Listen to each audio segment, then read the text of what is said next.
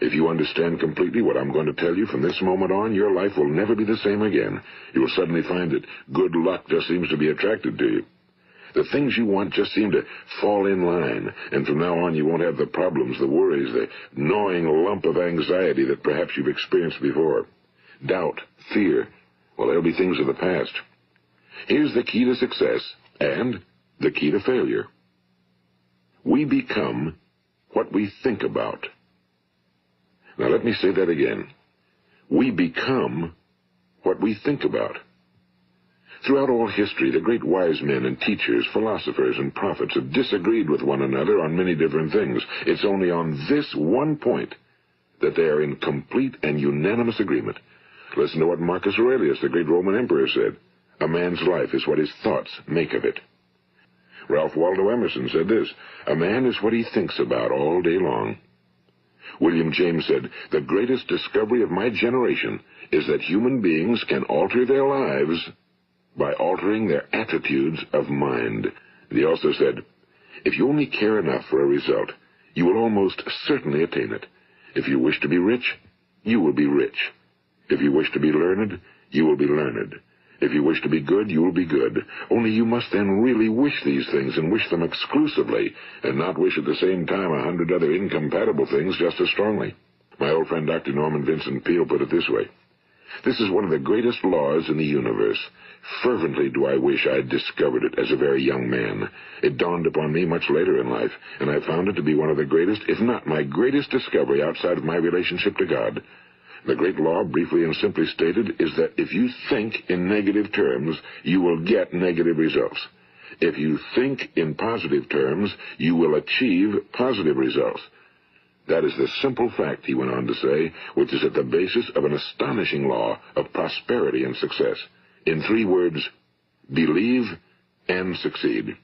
George Bernard Shaw said, people are always blaming their circumstances for what they are. I don't believe in circumstances. The people who get on in this world are the people who get up and look for the circumstances they want, and if they can't find them, make them. We become what we think about. Now, it stands to reason that a person who's thinking about a concrete and worthwhile goal is going to reach it, because that's what he's thinking about, and we become what we think about. Conversely, the man who has no goal, who doesn't know where he's going, and whose thoughts must therefore be thoughts of confusion and anxiety and fear and worry, becomes what he thinks about. His life becomes one of frustration and fear and anxiety and worry. And if he thinks about nothing, he becomes nothing. Now, how does it work? Why do we become what we think about? Well, I'll tell you how it works as far as we know. Now, to do this, I want to tell you about a situation that parallels the human mind. Suppose a farmer has some land, and it's good fertile land. Now, the land gives the farmer a choice. He may plant in that land whatever he chooses. The land doesn't care. It's up to the farmer to make the decision. Now, remember, we're comparing the human mind with the land because the mind, like the land, doesn't care what you plant in it. It will return what you plant, but it doesn't care what you plant. Now, let's say that the farmer has 2 seeds in his hand. One is a seed of corn. The other is nightshade, a deadly poison. He digs 2 little holes in the earth, and he plants both seeds, one corn, the other nightshade. He covers up the holes, waters, and takes care of the land, and what will happen? Invariably, the land will return what's planted. As it's written in the Bible, as ye sow, so shall ye reap. Now remember, the land doesn't care. It'll return poison in just as wonderful abundance as it will corn. So up come the 2 plants, one corn, one poison. Now, the human mind is far more fertile, far more incredible and mysterious than the land, but it works the same way. It doesn't care what we plant. Success, failure. A concrete, worthwhile goal, or confusion. Misunderstanding, fear, anxiety, and so on. But what we plant, it must return to us. You see, the human mind is the last great unexplored continent on Earth. It contains riches beyond our wildest dreams. It will return anything we want to plant. Now, you might say, well, if that's true, why don't people use their minds more? Well, I think they figured out an answer to that one, too.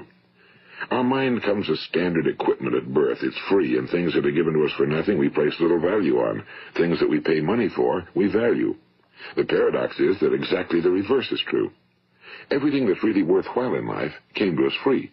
Our minds, our souls, our bodies, our hopes, our dreams, our ambitions, our intelligence, our love of family and children and friends and country, all these priceless possessions are free.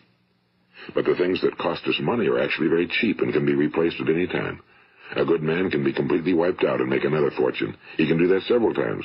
Even if our home burns down, we can rebuild it. But the things we got for nothing, we can never replace.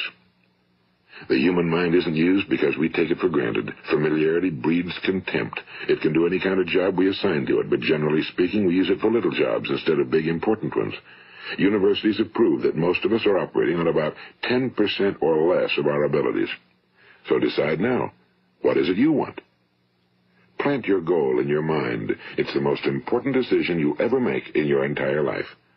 What is it you want? Do you want to be an outstanding salesman? A better worker at your particular job? Do you want to go places in your company? In your community? Do you want to get rich? All you've got to do is plant that seed in your mind, care for it, work steadily toward your goal, and it will become a reality. It not only will, there's no way that it cannot. You see, that's a law, like the laws of Sir Isaac Newton, the laws of gravity. If you get on top of a building and jump off, you'll always go down. You'll never go up, and it's the same with all the other laws of nature. They always work. They're inflexible. Think about your goal in a relaxed, positive way. Picture yourself in your mind's eye as having already achieved this goal. See yourself doing the things you will be doing when you've reached your goal.